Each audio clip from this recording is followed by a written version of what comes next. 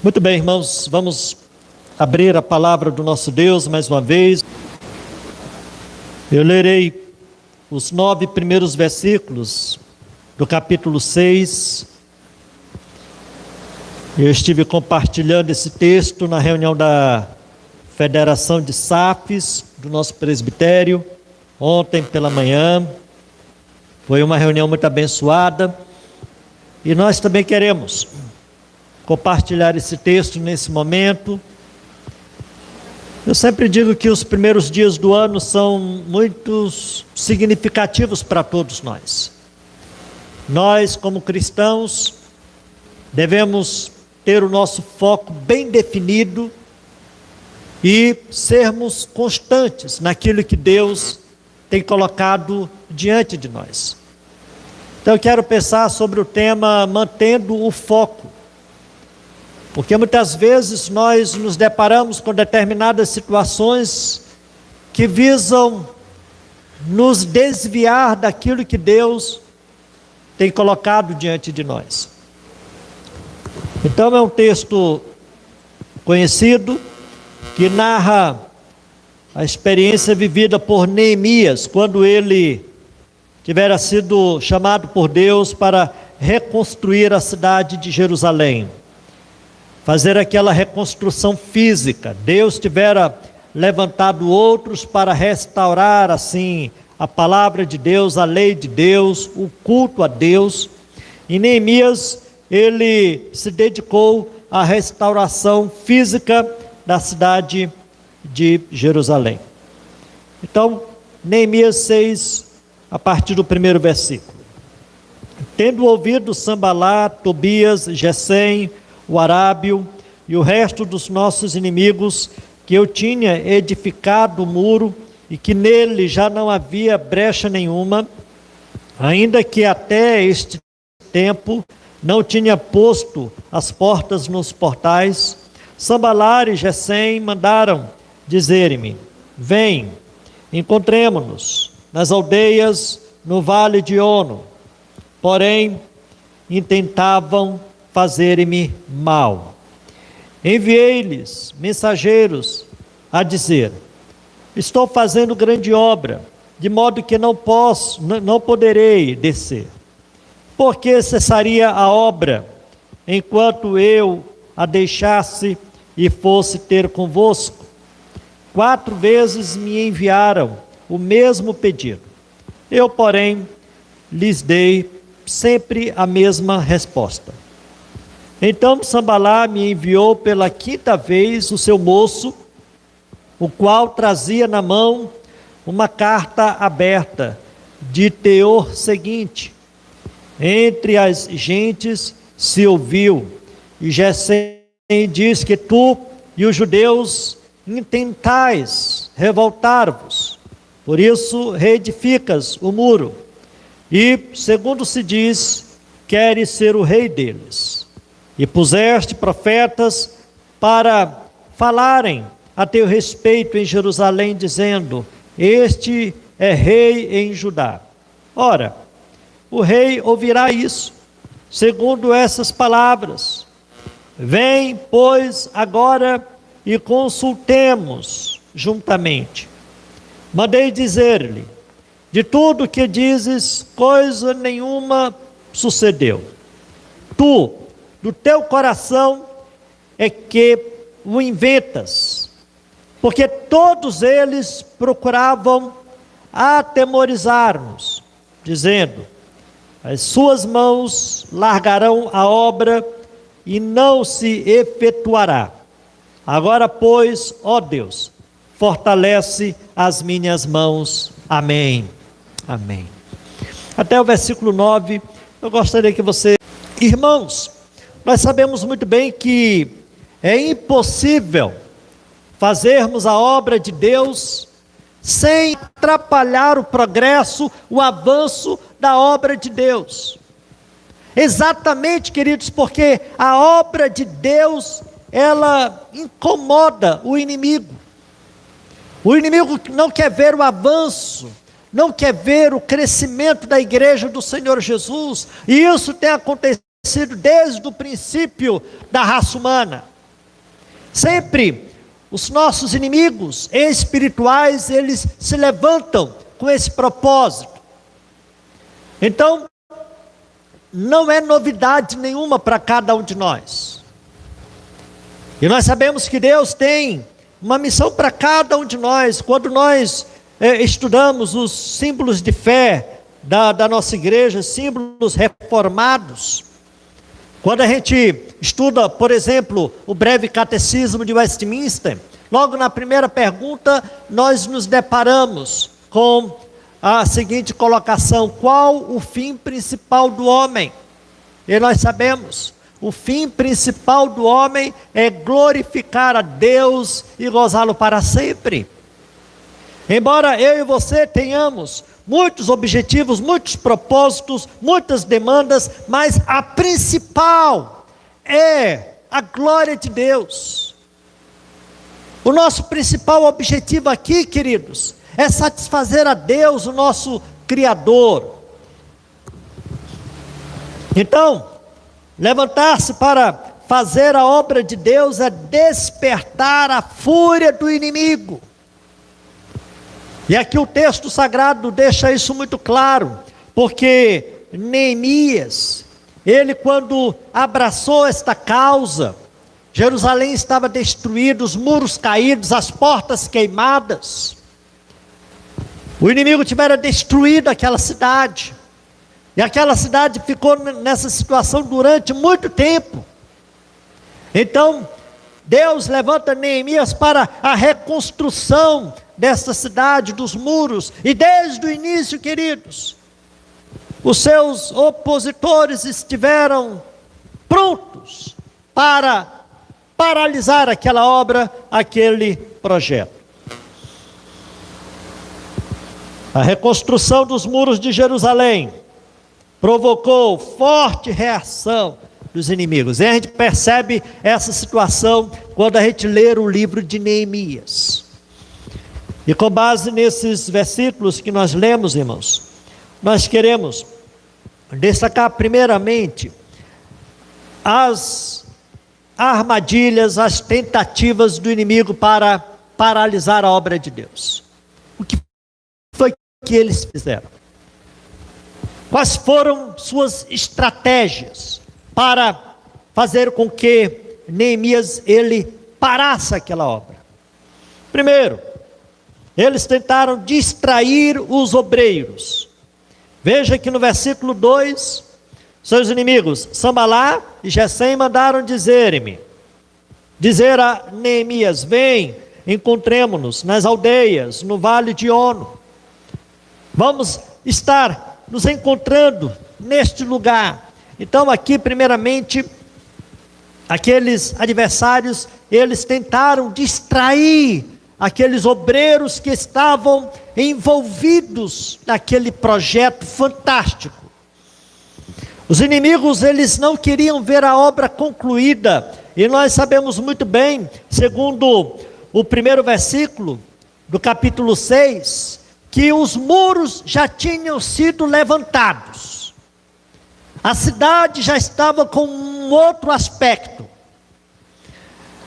Porém, as portas elas não tinham sido colocadas, mas já havia uma certa segurança naquela localidade. Os muros já estavam levantados. A obra estava quase concluída, mas ela não tinha sido ainda concluída. E é exatamente nesse momento que o inimigo tentou fazer com que aquela obra não fosse concluída. Ela estava pela metade. Isso, irmãos, poucos dias eles levantaram aqueles muros da cidade. E foi nesse momento que o inimigo tentou fazer com que eles parassem. Então, o meio do caminho é um lugar perigoso. Muitos começam bem, mas param pela metade do caminho, não concluem. Tantas obras do governo são iniciadas, mas não são concluídas. Quantas obras eu e você empreendemos realizar no reino de Deus e não concluímos, paramos, exatamente por causa das dificuldades, está difícil, não vou conseguir.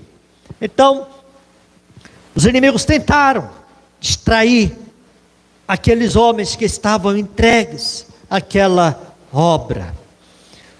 O inimigo, ele muitas vezes, ele alcança vitórias, exatamente nessa trajetória da nossa jornada cristã, irmãos. Então, essa foi a primeira tentativa, distrair aqueles obreiros. Vem encontrar-nos nas aldeias, primeiro no versículo 2. A segunda tentativa, eles tentaram fazer mal aos obreiros. Veja que no versículo 2, na última parte do versículo 2, Neemias ele disse: porém intentavam fazer-me mal. Embora o projeto do inimigo fosse o de paralisar aquela obra, eles queriam fazer isso, eles queriam alcançar esse objetivo atacando aqueles obreiros. Eles estavam preparando uma emboscada para aqueles homens que estavam envolvidos na reconstrução daquela cidade. É por isso que eles são convidados para estarem se encontrando na aldeia, porque a intenção era essa. A proposta era indecente. Terceira tentativa do inimigo para paralisar a obra de Deus: vencer os obreiros pelo cansaço. Eu estava compartilhando até na nossa congregação hoje à tarde que muitas vezes, irmãos, a gente se cansa de determinadas coisas, mas o nosso inimigo, o nosso adversário, ele não cansa. Ele não dá trégua para nós.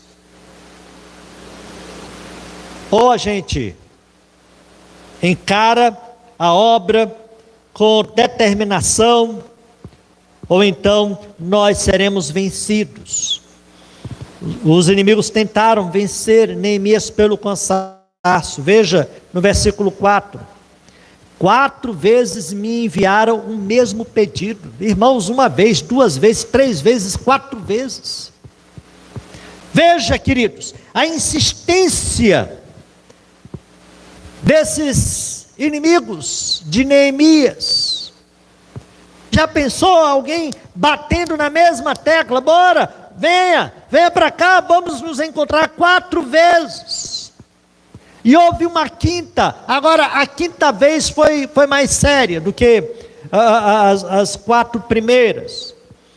Então, fazendo com que os obreiros fossem vencidos pelo cansaço.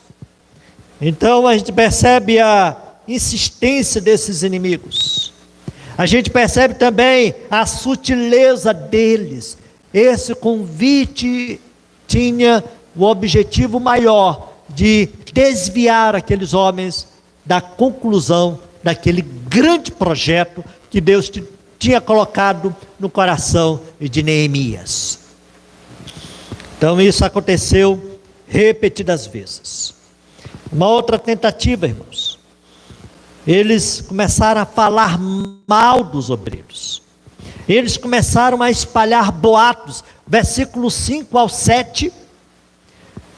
A gente percebe que Sambalá, esse inimigo de Neemias, ele enviou pela quinta vez o seu moço, levando assim uma carta aberta, e usando a linguagem de hoje, com fake news. Você sabe muito bem disso. Hoje o Brasil tem sido bombardeado por falsas informações, e isso não é novidade. Veja que a carta que Sambalá ele preparou tinha o seguinte teor. Versículo 6. Veja até que ponto eles chegaram. Entre as gentes se ouviu, e Gesem diz que tu e os judeus intentais revoltar-vos Por isso, reedificas o muro. E segundo se diz, veja a esperteza. E segundo se diz, queres ser o rei deles. E puseste profetas para falarem a teu respeito em Jerusalém, dizendo: este é o rei em Judá, se referindo a Neemias, irmãos. Então veja que eles chegaram ao ponto de preparar essa carta, denegrindo a imagem de Neemias, atacando Neemias, deixando claro que a intenção de Neemias era se tornar rei em Judá. Neemias não tinha nenhum propósito nesse sentido, irmãos. Mas o inimigo, ele é sagaz.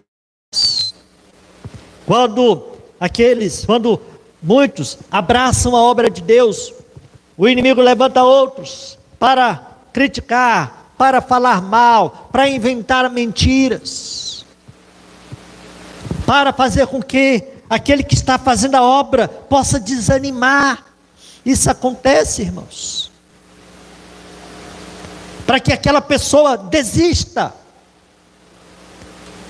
para fazer com que aquela pessoa venha a chutar o pau da barraca, e muitos abandonam, porque infelizmente para ajudar são poucos, agora para atrapalhar são muitos, irmãos.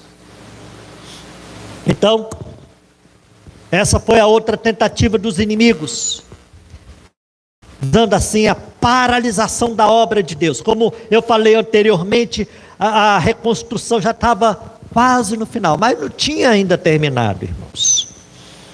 Então eles começaram a espalhar boatos a respeito daquilo que Neemias estava fazendo naqueles dias. Quinta tentativa desses inimigos para visar assim a paralisação da obra de Deus: atemorizar os obreiros. Eles começaram a imprimir terror. É interessante que a segunda parte do versículo 7 diz assim: ora, eu imagino assim, Sanballat falando para Neemias: ora, o rei, ele saberá disso, ele vai saber disso, causando terror. O rei ouvirá isso, segundo essas palavras. E aí ele insiste na mesma tecla: vem, pois agora e consultemos juntamente. Vamos para a aldeia, vamos para o vale, para nos encontrar. Então eles também tentaram causar terror na vida daqueles servos de Deus. Então, irmãos, essas foram as tentativas para fazer com que Neemias ele paralisasse aquela obra. Faltava pouco, irmão. Ele estava quase para concluir em tempo recorde. Foi um homem não só de ação, mas sobretudo de oração. A gente percebe que Neemias ele estava constantemente em oração. E essa deve ser a minha e a sua atitude, nós servos de Deus. Como nós falamos anteriormente, nós temos uma obra, irmãos, neste mundo. Quantas pessoas estão sem esperança? Quantas pessoas estão deprimidas? Quantas pessoas estão perdendo a perspectiva de vida? Essa pandemia causou um estrago a nível mundial. Muitos estão com as mãos na cabeça, irmãos. E nós, como igreja do Senhor Jesus, devemos agir neste mundo. O Senhor Jesus, ele disse que nós somos a luz do mundo. Nós que um dia fomos alcançados pela graça de Deus, nós somos o sal desta terra. Então, a despeito dessas tentativas do inimigo, com o propósito de paralisar a obra que Neemias estava realizando naqueles dias, esse servo de Deus, Neemias, ele usou também armas para vencer o inimigo. Nós devemos ter a consciência que a obra não é fácil, irmãos. Mas, por outro lado, eu e você devemos saber que o Senhor está conosco. Nós devemos ter a consciência de que Ele estará nos capacitando para vencermos os inimigos. Então, quais foram as armas daqueles obreiros para vencer assim o inimigo? Esses que tentaram, de todas as formas, paralisar aquela obra. Então, primeira arma, discernimento espiritual. No final do versículo 2 desse capítulo, deixa bem claro que Neemias, ele sabia muito bem o que estava por trás daquele convite daqueles homens. Discernimento espiritual. E isso é resultado de uma vida madura espiritualmente falando. Neemias, ele tinha discernimento porque ele tinha essa intimidade com Deus. Ele tinha essa vida com o Senhor. Então, ele não se impressionava com determinados discursos, porque ele conseguia enxergar o que estava por trás. Isso é discernimento, irmãos. Nós devemos buscar mais e mais discernimento da parte de Deus, e nós conseguiremos a partir dessa aproximação com o Senhor. Então, a gente percebe que Neemias, ele discerniu o que estava por trás dessa camaradagem. Ele conseguiu enxergar nas entrelinhas qual era a intenção daqueles homens. Isso é discernimento espiritual. Quantas vezes, irmãos, pessoas se levantam, né, com conversas bonitas para nos desviar dos caminhos do Senhor. Podem ser pessoas amigas, podem ser parentes. Eu e você precisamos ter o discernimento para perceber até que ponto determinadas propostas são ou não de Deus. Discernimento, irmãos. Isso é resultado de um crescimento espiritual. Então essa foi a primeira arma. Discernimento. A segunda, a compreensão da importância da obra. E eu acho maravilhoso quando Neemias, ele manda uma mensagem para aqueles homens. Versículo 3. Olha o que é que ele diz: estou fazendo grande obra, de modo que não poderei descer. Porque cessaria a obra, enquanto eu a deixasse e fosse ter convosco? Então Neemias sabia muito bem que aquilo que ele estava fazendo era muito mais importante do que qualquer outro assunto, irmãos. As pessoas poderiam se levantar contra ele, falar mal dele, criticá-lo, mas ele estava ali concentrado naquilo que ele estava fazendo. Grande obra eu estou fazendo. Como é que eu poderei descer? E a grande obra era a reconstrução da cidade, a reconstrução daqueles muros. O obreiro precisa saber 3 coisas importantes. Primeiro, saber que está fazendo uma grande obra de consequências eternas. Consequências eternas. Quando nós nos envolvemos com a obra de Deus, irmãos, Quando nós somos usados por Deus na transmissão da sua palavra, quando nós abraçamos um ministério, é uma grande obra que trará consequências para toda a eternidade. Então, os obreiros precisam saber dessa primeira verdade. A segunda verdade, saber que a obra requer atenção exclusiva. Não dá, queridos, você está dividindo a sua atenção com isso, aquilo, outro. Você precisa ter um foco. Você precisa ter um objetivo. Sabe por quê? Porque senão a obra de Deus vai ficar em segundo plano. Não vai ser importante. Porque a coisa vai estar nos desviando. A terceira verdade, nós devemos entender que o projeto de Deus é prioritário para a nossa vida.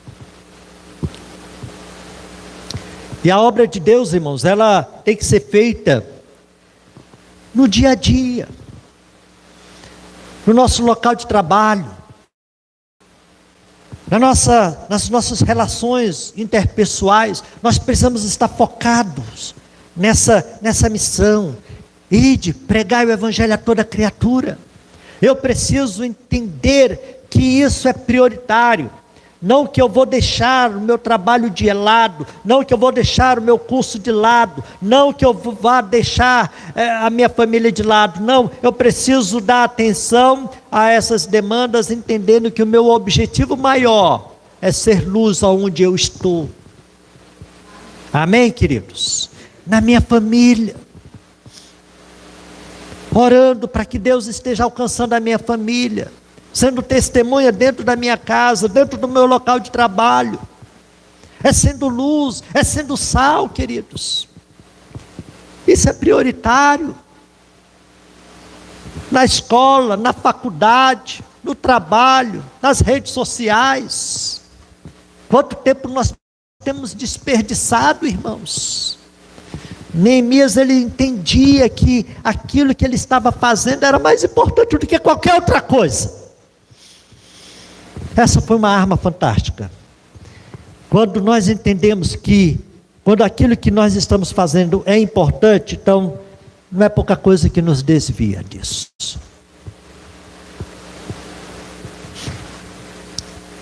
Uma terceira arma contra o inimigo: prudência. Prudência espiritual.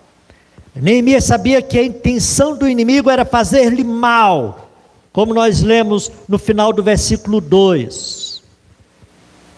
Mas quando responde, ele não expõe isso, ele não coloca, ele não deixa estampado, ele não estraga esse contato que ele estava tendo com aqueles homens. Há coisas que não precisam ser ditas. A gente precisa perceber determinadas coisas. Prudência, discrição. Muitas vezes a gente atrapalha a obra de Deus com a nossa fala. Ele tinha discrição, ele tinha prudência espiritual. Embora ele soubesse o que estava por trás, ele guarda para si, irmãos, prudência. Eu e você precisamos ser prudentes.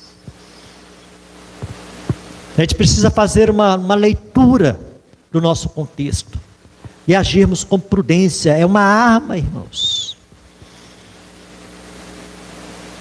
Essa foi a terceira arma usada por Neemias. Ele não era espalhafatoso, de maneira nenhuma. Era um homem prudente. A quarta arma contra essas tentativas do inimigo: firmeza de propósito. Uma das armas prediletas do inimigo é a insistência. Ele vai insistir até você desistir, até você abandonar, sair da rota, sair da raia. Ele vai tentar, com todas todas as forças. Porém, Neemias, ele continuou firme até o fim, com a mesma postura, como nos diz o versículo 4, irmãos. 4 vezes me enviaram o mesmo pedido. Eu, porém, lhes dei sempre a mesma resposta. A mesma resposta. Não. Mas Neemias, vamos lá. Não. Neemias, vamos nos... Não. Ah, rapaz, não. Firmeza de propósito. Isso é importante, queridos. 4 vezes o inimigo chamou Neemias para o diálogo e 4 vezes ele disse não. Por quê? Porque ele sabia que aquilo que ele estava fazendo era muito mais importante do que estar batendo papo com pessoas que não têm envolvimento com a obra de Deus. Tenham cuidado com aqueles que se aproximam de você, que não têm compromisso com a obra de Deus, e muitas vezes esses tentam lhe desviar desse propósito. Seja firme em fazer aquilo que seja da vontade de Deus. E Neemias, ele não tinha papa na língua, era não, eu não vou. O inimigo não cansava, e ele também não cansava de dizer não. Firmeza de propósito. A 5ª arma, irmãos, ele tinha integridade pessoal, irmãos. Se você vê, a partir do versículo 6 ao 8, quando é descrita a carta com fake news, atacando Neemias, dizendo que ele queria isso, aquilo outro, que ele queria rebelar-se contra o rei. Então, o inimigo tentou vasculhar a vida dele, e aí não encontrou nada, e começou a contar mentiras. Então, eles caíram do cavalo, irmãos. Porque Neemias, ele no versículo 8, o que ele disse foi o seguinte: ele não tinha tempo para estar dando determinadas respostas para quem não merecia, irmãos. Sabe o que foi que ele disse? Mandei dizer-lhe: de tudo que dizes, coisa nenhuma sucedeu. Quem fala isso é quem tem integridade. Nada disso aconteceu. Ele não ficou batendo boca de maneira nenhuma. Nada disso aconteceu. Tu, do teu coração é que inventas. Versículo 8. Ponto final, irmãos. Ele tinha integridade pessoal. Então, Neemias, ele desmascara o inimigo. Primeiro, negando as acusações. Só isso. Nada disso aconteceu. Segundo, afirmando que tudo era invenção do acusador. Se Neemias não fosse um homem íntegro, faria de tudo para abafar os boatos. Mas ele tinha integridade. Essa deve ser a postura de um homem e de uma mulher de Deus. Falar de frente. E a última arma espiritual contra os inimigos: oração por fortalecimento. No final do versículo 9, ele faz uma oração: ó Deus, fortalece as minhas mãos. Ó Deus, fortalece as minhas mãos. Neemias sabe que não basta apenas os recursos da terra. Ele tinha naqueles dias. Não basta, irmãos. É preciso buscar recursos do céu. É preciso buscar munição do céu. Um homem prático deve ser também um homem de agir. Devemos também estar buscando o Senhor em oração. Devemos estar nos quebrantando diante dEle. Todos nós, para que Deus esteja nos fortalecendo. A situação naqueles dias era difícil, irmãos. Era uma situação de vida ou morte para Neemias. Por isso que ele ora: ó Deus, fortalece as minhas mãos. Ele entendia que se Deus não fosse com ele, ele não ia conseguir, irmãos. Quantas vezes a gente acha que não vai conseguir? Quantas vezes, irmãos, a gente acha que vai parar pela metade? Quantos têm parado? Quantos têm desistido? Então, a arma que eu e você temos é a oração, irmãos. Devemos orar. Se você está desanimado, ore e diga: ó Deus, fortalece as minhas mãos. Quando você vai para o Novo Testamento e ver os apóstolos sendo ameaçados de morte, sendo presos por causa da pregação do Evangelho, a oração daqueles homens era que Deus desse para eles mais ousadia, mais coragem, mais intrepidez. E quanto mais nós orarmos, irmãos, e quanto mais nós nos envolvermos com a obra, mais o inimigo vai se levantar contra nós. Como diz o ditado, irmãos, a árvore que dá frutos, ela leva pedrada. Quem não dá fruto, não incomoda ninguém. Quem não é instrumento precioso na igreja, ele fica de boa, mas abraça a obra de Deus, e o inimigo vai se levantar contra você. É difícil, irmãos. Agora Deus, ele precisa de homens e mulheres corajosos, homens e mulheres que realmente sejam determinados, homens e mulheres de oração, homens e mulheres que tenham firmeza de propósito, homens e mulheres que compreendam que esta obra, ela é grandiosa. Nós não podemos abandonar esta obra de maneira nenhuma, irmãos. E eu quero concluir deixando 3 lições para você. A primeira: a vida cristã é uma batalha sem trégua. Guarde isso no seu coração. Se você quer vida boa, se você quer uma vida sem conflito no campo espiritual, então cai fora.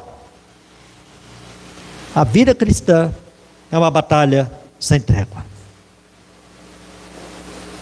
A segunda lição que eu quero deixar para você: a vida cristã é uma batalha que requer preparo.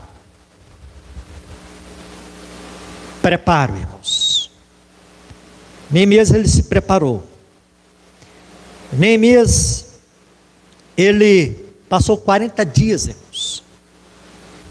40 dias. Fazendo sabe o quê? Quando ele recebeu a notícia de como a cidade dele estava, aquele homem chorou, aquele homem lamentou. Ele passou 40 dias, irmãos, orando, jejuando, chorando, irmãos. A vida cristã requer preparo. Eu e você precisamos nos preparar, irmãos, para a vida cristã. Se você não tiver preparo, você vai abandonar pela metade. Um atleta que não estiver preparado para a corrida, ele vai desistir no meio do percurso. Ele vai desistir. Por quê? Sem preparo. Nós precisamos nos preparar. E o preparo é espiritual, irmãos. Oração, leitura da palavra, comunhão na igreja. Preparo. Então, a primeira lição: a vida cristã é uma batalha sem trégua. A segunda lição que eu quero que você guarde no seu coração: a vida cristã é uma batalha que requer preparo. A terceira e última lição que eu quero que você guarde no seu coração: a vida cristã é uma batalha vitoriosa. Amém? Vitoriosa. Irmãos, Neemias, ele concluiu aquela obra em 52 dias. 52 dias. Não era uma casa, era uma cidade. Foi toda murada. 52 dias. Foi um mutirão assim em tempo recorde. As lutas foram grandes, as adversidades foram grandes. Ele teve todos os motivos para desistir, abandonar. Não quero, não, deixa para lá. Deus, levanta outros. Não é assim que a gente faz? Deus, levanta outro. Não, eu não, estou cansado, não aguento. Ele completou a obra que Deus tivera traçado para ele, em 52 dias. A vida cristã é uma batalha vitoriosa. Glória a Deus por isso. Eu quero dizer para você que Deus está conosco, irmãos. Apesar de todas as dificuldades, Deus, Ele está com a sua igreja. Não desista. Não chute o balde. Permaneça firme. Aquilo que Deus colocou no teu coração, abrace, realize, faça a obra de Deus. Mesmo que se levantem contra você, não desista. Eu já falei aqui, em outras ocasiões, que se eu fosse dar ouvidos às críticas, eu já teria desistido. E eu sei que você também. Muitos se levantam para paralisar a obra, irmãos. Mas eu e você devemos entender que o Senhor Jesus está conosco. A vida cristã, ela é vitoriosa. Que Deus te abençoe, no nome do Senhor Jesus. Vamos em pé, queridos, vamos orar. Eu quero orar por você, no nome de Jesus. Eu quero orar pela sua vida espiritual. Como é que está a sua vida espiritual? Feche os seus olhos. Você tem se envolvido com a obra? Ou você não quer mais saber da obra de Deus? Feche os seus olhos, no nome de Jesus. Eu quero orar por você que um dia estava envolvido com a obra e desistiu da obra de Deus. Eu quero orar por você que caminhava bem, mas depois parou, desistiu. Eu quero orar por você que tivera abraçado um projeto fantástico, mas por causa das adversidades, das críticas, você abandonou. Você sabe com quem eu estou falando? Feche os seus olhos no nome do Senhor Jesus. Deus, Ele tem uma obra a realizar através da sua vida e também na sua vida. Se coloque diante do Senhor. Que você tenha firmeza de propósito, que você possa manter o seu foco. O nosso foco deve ser a glória de Deus. Eu quero orar por você no nome do Senhor Jesus. Ó Deus amado, nós queremos te agradecer, Senhor, pela tua palavra. Queremos te agradecer, ó Deus, porque tu tens uma obra na vida de cada um de nós. Ó Deus, nós não estamos neste mundo por acaso. Nós não estamos aqui, ó Deus, apenas para passar um tempo. Estamos aqui, ó Deus, para vivermos segundo os teus propósitos. Ó Senhor amado, que cada um aqui, ó Deus, possa entender que tem uma missão. Nós precisamos ir e pregar o Evangelho a toda criatura. Nós precisamos ser instrumentos nas tuas mãos para alcançar a muitos que estão perdidos por aí afora, muitos que estão desviados. Ó Deus, que o Senhor esteja despertando a cada um de nós para esse projeto fantástico, para esta obra grandiosa, Senhor. Vai despertando a cada um dos teus servos nesta noite, Senhor. Alguns podem estar desanimados, outros podem estar desencorajados, mas nós pedimos que o teu Espírito Santo esteja promovendo o renovo na vida de cada um de nós. Ó Deus, faz assim, que cada um seja uma bênção nas tuas mãos, ó Deus, que cada um seja um instrumento de alcance daqueles que ainda estão perdidos no seu local de trabalho, que seja uma testemunha para que vidas ali estejam sendo impactadas através do seu testemunho. Aqueles que estão na universidade, aqueles que estão na escola, aqueles que estão numa família que os membros não são crentes, que esses também possam dar um bom testemunho, possam estar orando pelos seus familiares, para que esses também sejam alcançados e transformados pela tua graça. Ó Deus amado, faz assim na vida de cada um de nós. Faz a nossa vida valer a pena neste mundo, Senhor. Ó Deus amado, renova, fortalece as nossas mãos, Senhor. Como disse Neemias, ó Deus, abençoa cada família aqui representada, Senhor, para que através de nós, os nossos lares, eles sejam alcançados e transformados para a tua glória. Ó Deus amado, tem misericórdia de nós. Muitas vezes nos envolvemos com coisas pequenas, picuinhas, bobagem, tolices, e deixamos a obra do Senhor de lado. Tem misericórdia desses, ó Deus, que esses possam acordar, para que possam entender que o dia se aproxima, o Senhor está às portas, e que nós possamos estar preparados para a vinda do Senhor. Ó Deus, faz assim, Senhor. Pois eu te peço, Senhor, e te agradeço, no nome de Jesus, amém. Que a graça do nosso Senhor e Salvador Jesus Cristo, que o amor de Deus, o nosso Pai Celestial, que o poder, que a comunhão e as eternas consolações do Espírito Santo esteja sobre cada um de vós, sobre todo o povo de Deus espalhado sobre a face desta terra, hoje e para todo sempre. Amém.